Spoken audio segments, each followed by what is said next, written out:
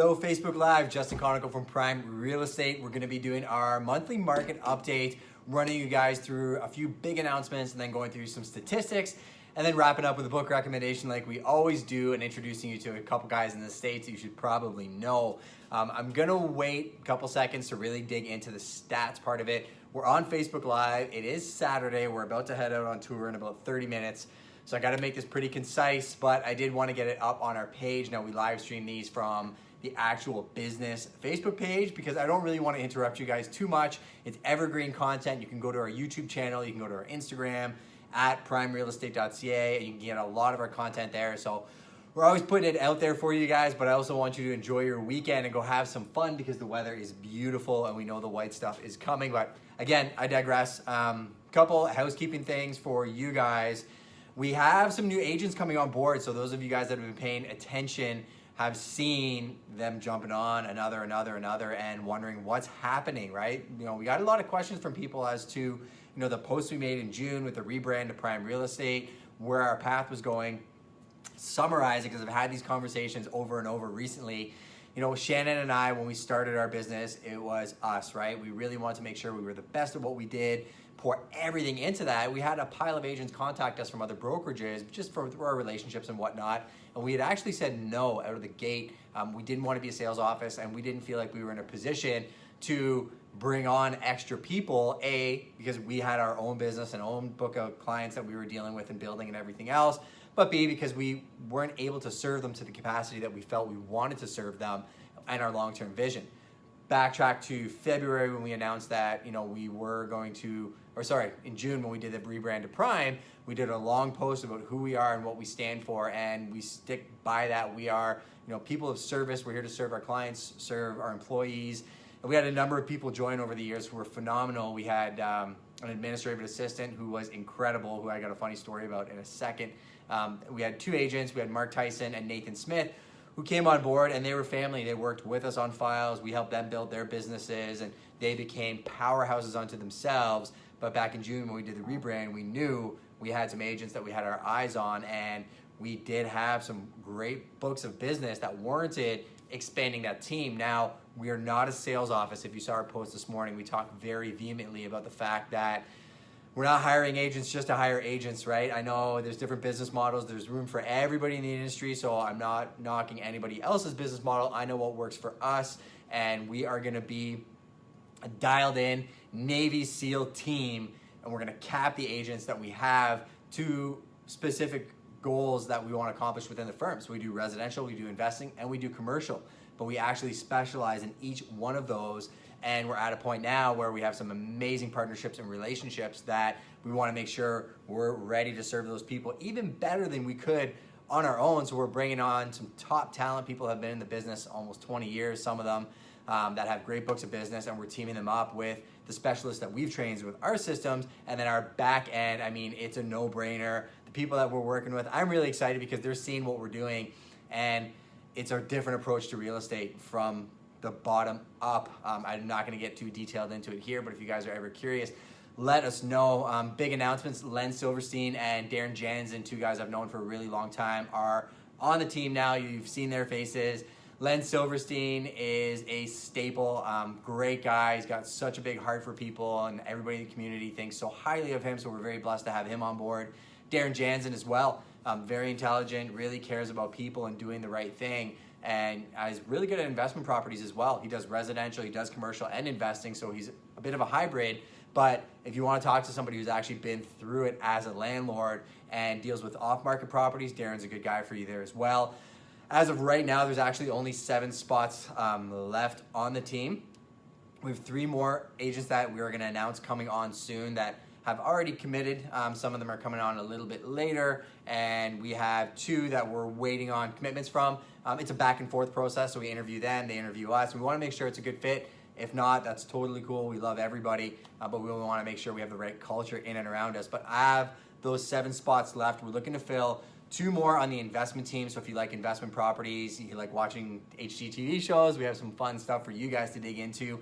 We're looking for 2 luxury agents. We deal with a lot of high-end properties, both in the LSTAR jurisdiction up in the Grand Bend area. Anything over that $600,000 mark, I would say, lakefront properties and whatnot. We have a very unique system at getting listings for those properties and then actually selling them as well. So we're looking to bolster that team. We're looking for 2 hybrid agents, so agents that don't mind flexing between the residential investing and commercial. And then we're looking for one very, very special agent. I can't talk about what we need that agent for, but I want people that are as hungry as we are. If you know us through our social media, you'll know the energy level that we bring to the table. We want to make sure that everybody here is on the same playing field, and we're going to be here to support you guys to get you there. So if you're looking, at what we're doing and it interests you, let me know. We'll sit down one-on-one. I'll show you what we're doing and break it down real simple, and maybe we can do some business together. A couple other big announcements. CREA put out an article last week. CREA is the Canadian Real Estate Association. Brett Roberts, how are you, my friend? Sorry, I'm going to go back to it. Stay focused. I can see you guys popping in here, so if you have questions, you want to grill me as we're doing this, I can jump in and we can have a little bit of fun. If not, I'll stick to the topics at hand. But CREA, the Canadian Real Estate Association, is announcing that because of a competition tribunal that happened in Toronto, they're going to be allowing people to access sold data online. So for the public consumer, that's massive. The public consumers have always wanted to know, what did that house sell for? Now, how it's going to be implemented, nobody really knows yet. It's going to be board by board and area by area. I was talking to the president of our board at a meeting that we had this week, and they're sitting down, they're going to have a task force and determine what that actually looks like. CREA's statement was they're going to add sold and historical data to the property description without a login where allowed, and keep sold listings on realtor.ca for a period of time. Interesting fact, what's a sold property? In our board, if a property is sold, it's actually deemed sold when it's firm. So I can see what it's sold for once it firms up. That means the conditions have been removed. But that doesn't mean it's closed. So sometimes people don't close. They can't come up with funding.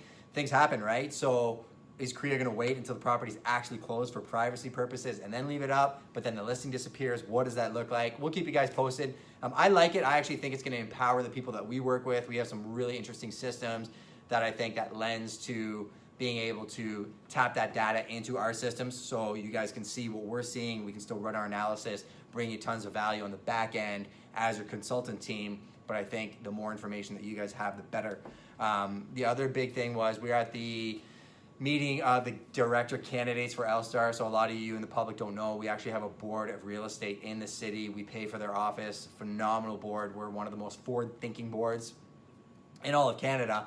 And there's director seats, and then there's a actual top dog president, I guess, of the board. And then people that are actually in the industry are running for these positions. So we sat down, got to hear from 9 of them. I think 6 or 5 of them actually showed up and spoke.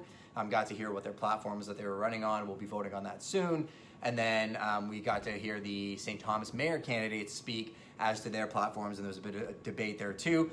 Very interesting. Doug Terry from Doug Terry Homes in St. Thomas was talking about how building standards are changing very dramatically. There was talking about interesting, coatings that they do on the outside of properties. I think it was Graph Stone Profile, a new company that he's opening up, and his wife is working on him with in St. Thomas. Very, very interesting technology. Go check them out on Instagram. Search Doug Terry Homes. I'm sure you'll be able to find them. We're going to be following them for a bit too. Nathan Smith was at that meeting with me. Nathan Smith, I was actually just talking about Doug Terry in case you missed that part, how cool that stuff was. So I just got a like on that screen. This is super freaky. Shannon Milligan, all the way from VA. Thank you for watching the market update as to what's happening in our area. Go follow Shannon Milligan. She is a monster real estate agent, actually founder of the Snap Pack. I'm talking some online lingo, but if you're into marketing, you want to do some business, talk to them. They actually have a real estate marketing course that they offer from some of the agents on how to go about doing social media advertising and everything down there. Very, very interesting. Hey, thanks for interacting. I've known Shannon for probably, 3 or 4 years. Met her on Snapchat of all things. And it's funny how the online and the real world really do collide. And I've met some incredible people through those means as well too. Actually, one of them you'll hear at the end of this market update. So let me get to the nitty gritty of it, the actual market update. So one funny thing that we were talking about at the meeting in St. Thomas, I was actually talking to a good friend of mine, Adam Miller, great broker, and we were talking about how, it's funny how it's the London St. Thomas Board of Realtors, but all of our data covers the entire area of London, St. Thomas, Woodstock, Strathroy, it goes up to the Grand Bend area. So is LSTAR a proper name for our board? who knows, maybe we should vote on being Southwestern Ontario board or something along those lines. Mohammed, how are you? Thanks for joining us. Going back to what I was saying. Sorry, Shane is saying crazy, right? Love keeping up with the market, no matter where. Yeah, that's the sign of a good real estate agent, that's keeping on top of it. That said, when I'm talking these market stats, they do encompass our entire market, right? So if you're in sub-markets and you want specific data, just let us know. We actually track that on separate sheets, and we do private market updates for those people. But as a whole, the title was The Home Sales Remain Strong in September. So think about market updates. It's pretty much anytime you do a market update and you get it from a board or a source, it's going to be biased to that source. They're doing a great job. They're one of the best in the industry, as I said, but it is going to be skewed always positive. Now, is it positive? Is it negative? I've talked about this before in the news, where the news is always doom and gloom. Real estate boards are always, everything's amazing, buy as much real estate as you can. The actual market is somewhere in between, and it's always fluctuating. That said, they're bang on with their stats and the way they broke it down. So 776 homes sold in September, down 6.1% from last year. Doesn't really mean anything, only from the sense that there's less homes on the market. We have a massive inventory shortage. So it's not like people are buying less homes. There's less homes to buy, and there's a lot of buyers out there. So it is very competitive. When I say that, it goes like this, depending on what price bracket you're in, when you're looking for. The week before the long weekend, we smashed a bunch of deals, came back on the Monday, got properties under contract, no conditions, came back, there's multiple offers, $50,000 over to $80,000 over. There was one that was $150,000. Week after that, lots of overpriced properties on the market. We came in, snapped up a bunch more under asking price conditions, just did one on the weekend that was sold, couldn't complete on financing. So you see, it's broad strokes when you're talking about what's happening in the market, but when you get down to it, it's property by property, area by area. Some streets, it is tough to sell properties on, so they got to be priced, marketed, and negotiated correctly to get to the final transaction. The average price is what I really want to point out. We were at our investor summit in Niagara Falls. You can go back to our YouTube channel and watch some of that video. And I was talking about how I've watched the London prices grow year on year on year. And to give you an idea, the LSTAR prices, right? So not just London surrounding area, but focus on London. Let's talk about the actual London market for a second. $386,520 is the average price. Remember a couple of years ago, we're talking like mid-2s, 270s, started watching it creep up, and now we're talking almost 400s, up 28% from 2017, and up 70.5% from 5 years ago. So that really speaks to what's happening in London. And I used this analogy when I was at the Investors Summit. If you've seen the M. Night Shyamalan movie called The Village, there was a town that everybody forgot about and they got stuck in the past. It's almost like, from a real estate pricing perspective, London's been there, and now the planes are coming over and everybody's seeing us, and all the investors are rushing and buying these properties, entering licensing issues and everything else, and you really got to know the market that you're investing in to avoid problems. But enough said, they're still driving the prices up. So all the Londoners that are saying, I can't believe that house just sold for that much money, you're going to have to wake up if you want to buy some properties in areas and realize that we are underpriced to a certain degree, but then buyers that are coming in from out of town overpaying for properties, there's going to be a balance to that, and that's why you got to work with a professional to make sure you know what you're buying. We're not always just tooting our own horn, although we want all your business. There's great real estate agents out there in this network, people that we work with that we would vouch for as well. And going back to the beginning of the video, if they're interested in working with us, hey, we'd be open to that too.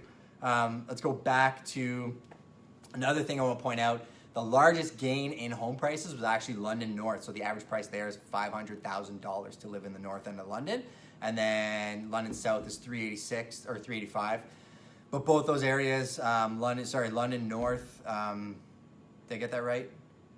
London North's average price, yeah, that's right, $500,000, and South was $385.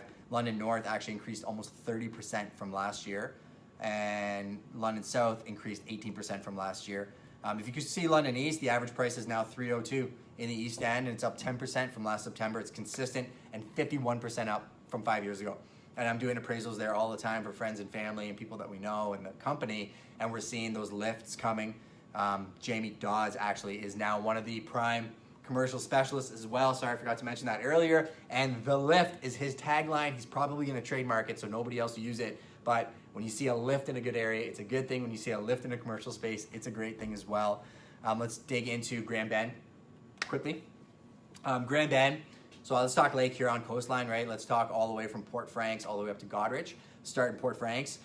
real estate agents are buying in Port Franks. I'm seeing their signs saying, call me, I want to buy your house for cash, or I want to sell your house. Investors are going there, they're blanketing them with letters. I know a lot of people, as I was talking throughout the summer, that are investing and buying in Port Franks because those prices are just bang on cheap, and you get a lot for your money. Plus you have the river access, good fishing, great beaches, somewhere to keep an eye on if you're looking for recreational property. Hop onto the other side of the Pinery, get to the Grand Bend area. You're still seeing that flux that I was talking about, where you're seeing the houses in Huron Woods, Beach Pines, Southcott Pines that are transitioning over to the newer areas, and then the London people are coming and buying those houses, either keeping them as cottages or renovating them and selling them, or just moving their families there. Lakefront prices are still going up, and people are like, man, I can't believe that house is $3.5 million on the water. But what was Muskoka 10 years ago? That $15 million cottage in Muskoka 10 years ago was $3.5 million. So where do you think the prices are going to go along the southwest coast, with Lake Huron being as spectacular as it is? You can see the photos in the background, and the water and the development and all the new building that's going on. We actually just sold a old mechanic shop, corner lot, and a house there. They're going to be converting that to a commercial business. We have another property across the street for sale. We just sold a beautiful model home in one of the new developments to a wonderful couple that moved in there. They're a great addition to the community as well. We just sold another one on Wonder Grove, so that new subdivision, you can go on our YouTube channel and see there. The sales are happening quickly, and days on market used to be a lot closer to a year, if not more, and that's shortening up because, the inventory is just not there, right? And all the real estate agents in Grand Bend are talking about it as well. Move up to Bayfield, same thing. Bayfield was a hot market even 5 years ago, and the same thing now. Anything that's priced correctly is gone in a flash. The lakefront stuff does take significantly longer to sell because you're talking to a much smaller market, but we're seeing those bumps up closer to 2 million now plus, being a lot quicker. So you're getting a lot more people from the Muskoka, Newmarket, GTA area, Ottawa coming down and buying there. And it continues up north by Goderich and Kincardine. Goderich has some pretty good beach up there too, and that's one thing that is lacking because the water level is so high in, say, Bayfield or north of Grand Bend, that you're seeing people looking to those areas to grab their cottages. St. Thomas Market, insanely strong. We're listing one there next week, and we were just talking pricing strategy and everything else. We're holding offers. There's lack of inventory. It's so affordable. People are leaving London, going to St. Thomas, coming from other markets, buying there. So close to London, and the downtown core, like we were at the mayor's meeting, like I was talking about, there's 100 new businesses opening up next year in St. Thomas. The Economic Development Corporation's on point. It's beautiful. They have so much green space. I even forget it sometimes. Like, we were in the train station doing the meeting, and we're just spoiled rotten because we were just used to having those places around. St. Thomas, you get St. Thomas proud. Yes, Nathan. If you want to talk about St. Thomas, talk to my man Nathan Smith. He's born and bred there and is diehard for it, and I see what he sees. Not to mention you're 10 minutes from Port Stanley. The Port Stanley market, again, being similar to the Grand Bend aspect, that they're pouring tons of money into that lake right there. It is beautiful, and there's not going to be that much lakefront property. Last thing I'm going to leave you with, it's two of my buddies' birthday, two of the nicest guys I've ever met, the Benham brothers, Jason Benham and David Benham. Their book, Whatever the Cost, is the book recommendation I was going to make today. I read it about a year ago. Cold emailed them. They were gracious enough to have me down in North Carolina. We really developed a fellowship and started masterminding about business. They're doing some big things down there, and they're two of the most driven guys I've ever met. I wished him happy birthday on Saturday, and it's funny, David was kind of chirping himself about his age, and I said to him, I'm like, hey man, your effective age is 25. Effective age of a property is essentially how that property is actually performing. So if you've taken care of it over the years, you've poured into it, it's gonna act like a brand new home. And that's how these guys are. My energy level can't even keep up with them sometimes. They put me through a CrossFit workout last year, and I was dead tired. But dynamite, guys, read the book.